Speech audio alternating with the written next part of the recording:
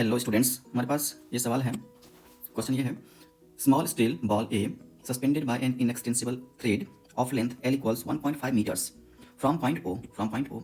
Another identical ball is thrown vertically downwards such that its surface remains just in contact with thread during downward motion and collides elastically with the suspended ball. Okay, if suspended ball just completes vertical circle after collision, then calculate the velocity of the falling ball just before collision. G equals 10 metre पर second square. अब यहाँ पर ball ए यहाँ पर attach किया हुआ है इससे स्ट्रिंग से, और ये बॉल बी को नीचे की तरफ थ्रो किया गया है, नीचे की तरफ फेंका गया। अब यहाँ पर एक इलास्टिक कॉलिजन होना है और इसके बाद इसका वेलोसिटी इधर की तरफ इतना हो जाए, कितना होना चाहिए 5gl, जिससे कि ये वर्टिकल सर्कुलर मोशन कंप्लीट कर दे। तो इसका बी का वेलोसिटी कितना होना चाहिए, that is question. Okay, yes, see here at the instant of collision क्या होगा। जब कॉलिजन होगा, दोनों आइडेंटिकल बॉल है, दोनों आइडेंटिकल है, तो दोनों के बीच का सेंटर का डिस्टेंस कितना होगा, ये हो जाएगा 2r। This length is r। ना see here this is triangle, इस ट्रायंगल में ये वाला जो एंगल होगा ये कितना हो जाएगा, sin theta equals r upon 2r। ये लेंथ है 2r, ये लेंथ है r upon 2r equals 1/2। Theta का वैल्यू हो गया 30 डिग्री। ये जो एंगल है, ये वाला angle, it comes out to be 30 degree, right. 30 degree आ गया।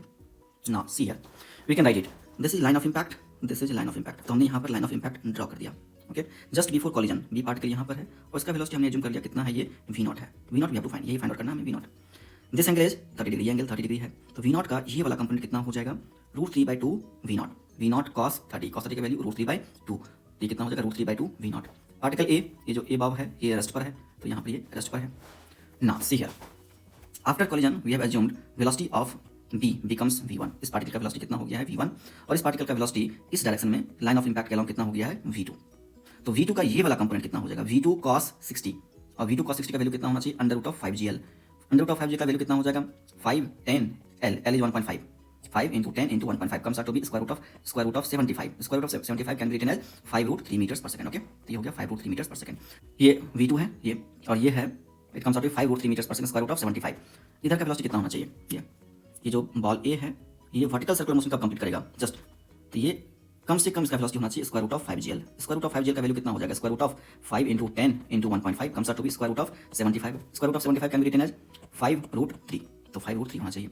अब ये 5√3 इधर की तरफ वेलोसिटी हुआ, तो इधर का वेलोसिटी कितना होगा, ये वाला कंपोनेंट 5√3 cos 60, तो 5√3 cos 60, तो v2 हो जाएगा लाइन ऑफ इंपैक्ट के अलोंग इसका वेलोसिटी, दैट इज v2 का वैल्यू कितना हो जाएगा, 5√3 cos 60 comes out to be 5√3/2।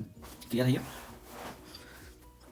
During collision, जब कॉलिजन हुआ यहाँ पर, इसका linear momentum line of impact के अलोंग, सिस्टम का linear momentum line of impact के अलोंग कंजर्व नहीं होगा इस केस में। क्यों नहीं होगा, क्योंकि यहाँ से टेंशन आ जाएगा, and this tension is impulsive in nature. This tension is impulsive in nature. अगर इंपल्सिव फोर्स आ जाएगा तो उसे हमें कंसीडर करना होगा, है ना।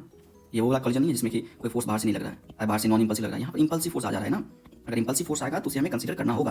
क्लियर है। तो एक स्पेशल क्वेश्चन है, काफ़ी अच्छा क्वेश्चन है। इसमें बाहर से एक इंपल्सिव फोर्स भी आ रहा है, तो हम इसके about along the line of impact linear momentum को कंजर्व नहीं कर सकते। क्यों नहीं कर सकते, क्योंकि यहाँ पर जो टेंशन है, टेंशन इज इंपल्सिव, और टेंशन का कंपोनेंट इस लाइन के अलोंग आ रहा है। क्लियर है ये बात। ओके, अब इंपल्सिव, दो फोर्स इंपल्सिव है यहाँ पर, एक यहाँ पर नॉर्मल फोर्स, इन दोनों के बीच में जो नॉर्मल फोर्स लग रहा है टक्कर के दौरान कॉलिजन में, वो नॉर्मल फोर्स इंपल्सिव है, और दूसरा ये टेंशन फोर्स इंपल्सिव है। क्लियर है ये। ओके, इस ऑब्जेक्ट पर, ये जो ऑब्जेक्ट है बी ऑब्जेक्ट पर नॉर्मल फोर्स लगेगा ऊपर की तरफ, तो नॉर्मल का इंपल्स आएगा ऊपर की तरफ, तो इसके इंपल्स को कंसीडर करना होगा। और इस वाले पर इंपल्स आएगा नीचे की तरफ, नॉर्मल का Jn नीचे की तरफ आएगा, तो Jn का एक कंपोनेंट इस डायरेक्शन में आएगा हॉरिजॉन्टल में, और Jn का जो ये हॉरिजॉन्टल कंपोनेंट है that will give it a velocity in horizontal direction, जो इसको हॉरिजॉन्टल में एक मोमेंटम देगा। क्लियर है। और Jn का ये वाला जो कंपोनेंट है, Jn का ये वाला कंपोनेंट, ये भी इंपल्सिव फोर्स है, it will balance the impulse of tension के इंपल्स को बैलेंस कर लेगा, टेंशन फोर्स को बैलेंस करेगा। कौन सा इंपल्स, Jn नॉर्मल फोर्स का ये वाला कंपोनेंट Jn, ये इसको बैलेंस कर लेगा। जो टेंशन का इंपल्स आएगा उसको बैलेंस कर लेगा नॉर्मल का ये वाला कंपोनेंट, नॉर्मल का ये इंपल्स है ना। और ये वाला जो कंपोनेंट होगा नॉर्मल का, that will give the linear momentum to the object B in horizontal direction. कितना देगा ये, √5gl, कम से कम तो इतना देना पड़ेगा इसको। क्लियर है ये। यस। नाउ सी हियर इस वाले ऑब्जेक्ट का इनिशियल वेलोसिटी कितना था लाइन ऑफ इंपैक्ट के अलोंग, पहले वेलोसिटी है √3/2 v0, ये वेलोसिटी हमने माना v0, तो ये कंपोनेंट हो गया √3/2 v0। अब वेलोसिटी हमने माना आफ्टर द कॉलिजन, इसका वेलोसिटी हो जा रहा है v1, और इंपल्स किधर लगा है, पीछे की तरफ Jn। तो यहाँ से हम लिखेंगे क्या, we can write mv0 cos 30 degree, mv0 cos 30 degree minus Jn equals mv1, है ना। जो मोमेंटम इधर की तरफ है उसमें इसका मोमेंटम रिड्यूस कर देंगे Jn, तो कौन सा मोमेंटम मिलेगा हमें, v1 के corresponding momentum m into v1। Clear है ये। और ये वाला जो कंपोनेंट है J N sine 30, J N sine 30, it will provide the momentum in horizontal direction. इसको हम लिखेंगे J N sine 30 equals M into velocity in horizontal direction. A का वेलोसिटी हॉरिजॉन्टल कितना है 5gl square root of 5gl, और इसका value कितना हो जाएगा 5√3 होगा। ठीक है, तो जे एन का वैल्यू हमारे पास यहाँ से आ गया 10√3 m, 10√3 m, जहाँ m मास है। क्लियर है ये। और यहाँ से हमने लिखा, यहाँ से ये इम्पल्स मोमेंटम इक्वेशन हमने लिखा किस पर, बी के ऊपर। बी के ऊपर देखो, बी का मोमेंटम नीचे की तरफ था पहले, कितना एम वी नॉट, ये वेलोसिटी है, वेलोसिटी में मास से मल्टीप्लाई कर देंगे तो मोमेंटम मिलेगा एम वी नॉट कॉस 30। पीछे की तरफ इम्पल्स आया कितना जे एन, तो मोमेंटम कम हो गया होगा, कितना कम हुआ, जे एन के बराबर कम हुआ। तो M V naught cos 30 minus J N will be equal to M V one, M V naught cos 30 minus J N equals M V one, ये लिखा। यहाँ से वी वन का वैल्यू आ गया ये, उसको हमने लिखा ये। क्लियर है। Velocity of separation can be written as v2 minus v1, v2 minus v1 along the line of impact। Velocity of separation कैसे लिखते हैं, along the line of impact। ये वेलोसिटी v2, ये वेलोसिटी v1, तो v2 minus v1। Velocity of approach कितना था, √3/2 v naught, तो v2 minus v1 velocity of separation can be written as v2 का वैल्यू कितना है, v2 का वैल्यू ये है, यहाँ से इसको यहाँ पुट कर दिया। v1 का वैल्यू कितना है, v1 का वैल्यू ये है, यहाँ पर पुट कर दिया, तो वेलोसिटी ऑफ सेपरेशन निकल के आया ये। और हमें मालूम है इसमें दे रखा है कि जो कॉलिजन है वो इलास्टिक कॉलिजन है, तो ई का वैल्यू कितना होगा 1। तो ई का वैल्यू अगर 1 है तो वेलोसिटी ऑफ सेपरेशन और वेलोसिटी ऑफ अप्रोच दोनों क्या हो जाएगा, बराबर हो जाएगा।